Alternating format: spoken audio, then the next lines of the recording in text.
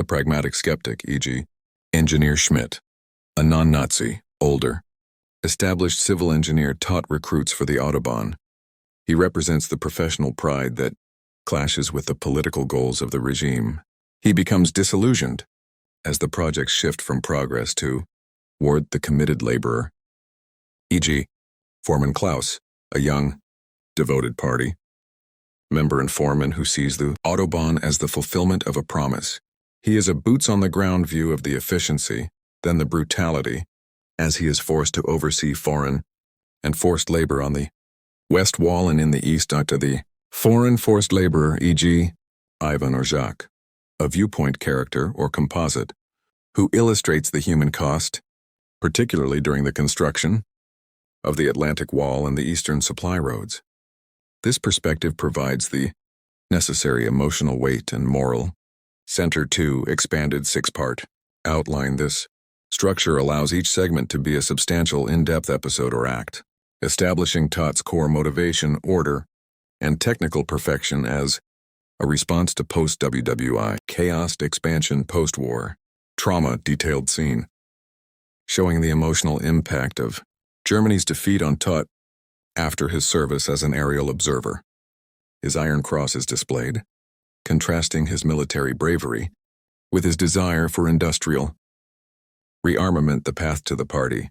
Focus on the early, non-violent political movements of the 1920s. Show him meeting early party figures and being attracted only to their plans for infrastructure and modernization, not the racist rhetoric which he tolerates as a necessary evil for the greater technical good. The Zager and Werner years detailed. Dramatic scenes of him conquering difficult construction challenges, e.g., a challenging tunnel or mountain road, with ingenuity, establishing his reputation as the master of logistics. Introduce Engineer Schmidt as his older, respected mentor who views Todt's political alignment with deep suspicion. The rise of the Autobahn as a propaganda symbol versus its function as an economic stimulus and preparation for war expansion. The grand design. Dedicate time to the design philosophy, no intersections, direct military routes, seamless integration into the landscape. Show Todt briefing Hitler, using diagrams and models to win approval. Construction reality, follow Foreman. Klaus overseeing a massive crew, detail the use of massive concrete mixers, specialized earth movers and the strict, almost military-like organization of the labor service, RAD. Contrast the high morale of the German workers with the first signs of forced political organization. Early clashes show Todt's first political battles, not with Göring yet, but with local Gauleiters, regional party leaders, who want construction diverted for ideological reasons or local favors. Todt's strength is his access to Hitler, allowing him to enforce engineering over petty politics. This is the moral low point, where the efficiency of OT completely gives way to pure mass exploitation and death. The confrontation buildup.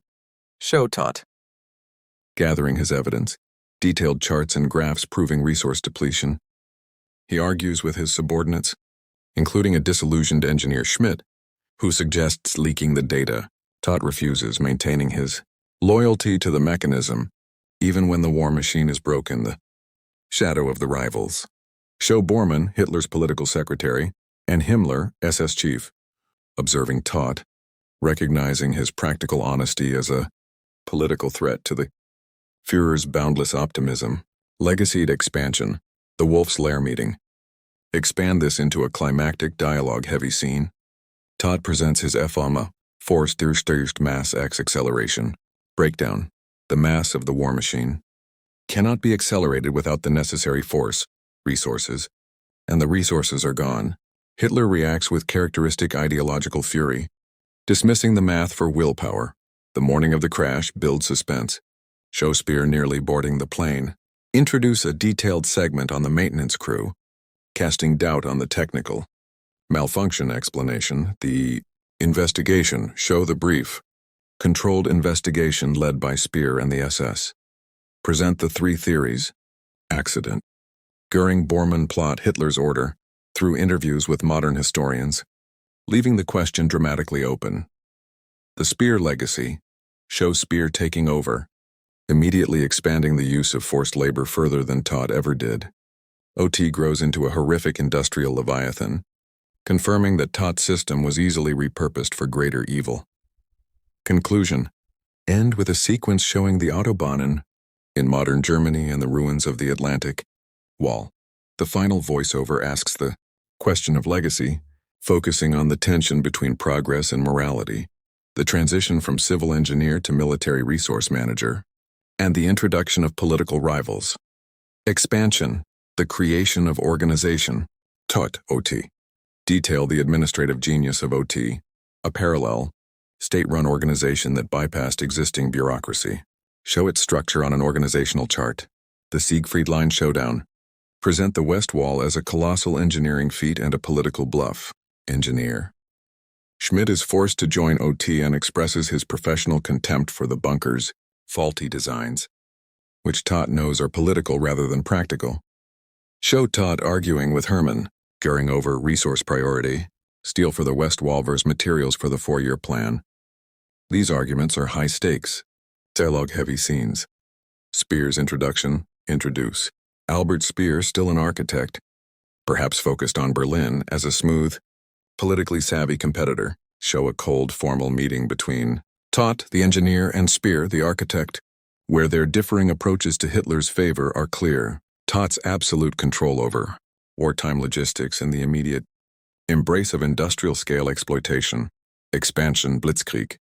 Logistics, detailed segments showing OT's speed in Poland and France. They don't just repair, they build standardized military spec infrastructure on the move. The Atlantic Wall brutality. This section needs the most time and weight. Use the foreign forced laborer archetype to show the day-to-day hell of building the massive U-boat and naval pens at Lorient or Saint-Nazaire. Show Foreman.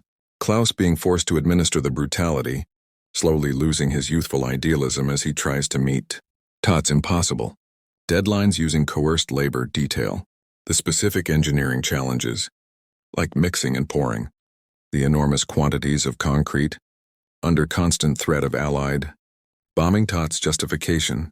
Show Todt in his meticulous Berlin office, reviewing reports. He justifies the brutality not with Nazi ideology, but with the necessity of output and the efficiency of his system, a chilling expression of his technocratic worldview against the vastness of the Soviet Union and his realization the war is lost. Expansion, Operation Barbarossa. Collapse, dedicate extensive time to the logistical failure. Show the mud season, the cold, and the different rail gauges. Todt's engineers are overwhelmed. Transit road foo. This project, the Durchgangsstrasse of Fear, becomes a major subplot. Show its construction across Ukraine using vast numbers of Soviet POWs.